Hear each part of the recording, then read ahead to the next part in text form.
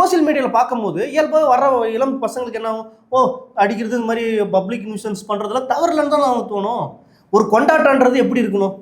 மற்றவங்களை வந்து துன்பப்படுத்துறதோ பப்ளிக் வந்து டிஸ்டர்ப் பண்ணுற மாதிரியே கொண்டாட்டம் இருக்கணும். நினைவு நாள் கொண்டாட வேண்டிய நாளே கிடையாது. நினைவு நாள்ன்றது கொண்டாட வேண்டிய நாளா இல்லையே. அப்படி நீ உங்க பாயிண்ட் ஆஃப்ல எடுத்த கூட அப்படி கூட கொண்டாடணுமா ஒரு இதை? ஏன் கத்தி எடுத்துக்கிறீங்க? போலீஸ் ஏன் இதுக்கு அனுமதி கொடுக்குது?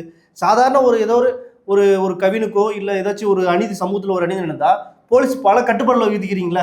நீ அதை செய்யக்கூடாது, அரை மணி நேரத்துக்கு மேலே நீங்கள் பேசக்கூடாது, செய்யக்கூடாது, நீங்கள் வந்து போலீஸை வந்து தகவல் பேசக்கூடாதுன்னு சொல்கிறீங்க. அப்போது இது கத்தியெல்லாம் வச்சுட்டு அராஜகம் பண்ணுறது பேர் என்ன?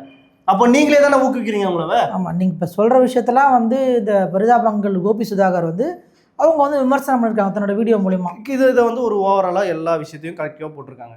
ஆனால் கீழே பார்த்தீங்களா, இந்த வீடியோ ஒன்று டிலீட் பண்ணலையேனா உன்னை சும்மா விட மாட்டேன், உன்னை கொல்ல போகிறேன், டேய் சாதி என்னோட தேவரை பகைச்சிக்கிட்டேன்னா முடிஞ்சிடா, இந்த வன்னியனை பகைச்சிட்டா உனக்கு முடிஞ்சிடா, அவ்வளோதான், உன்னை கொல்ல போகிறேன்டா, வெட்ட போகிறேன்டா அப்படின்னு சொல்லிட்டு அவங்கள வந்து தனிப்பட்ட முறையில் திட்டம் பண்ணிட்டு இருக்காங்க. ஆல்ரெடி லட்டு பற்றி ஒரு வீடியோ போட்டிருக்காங்க.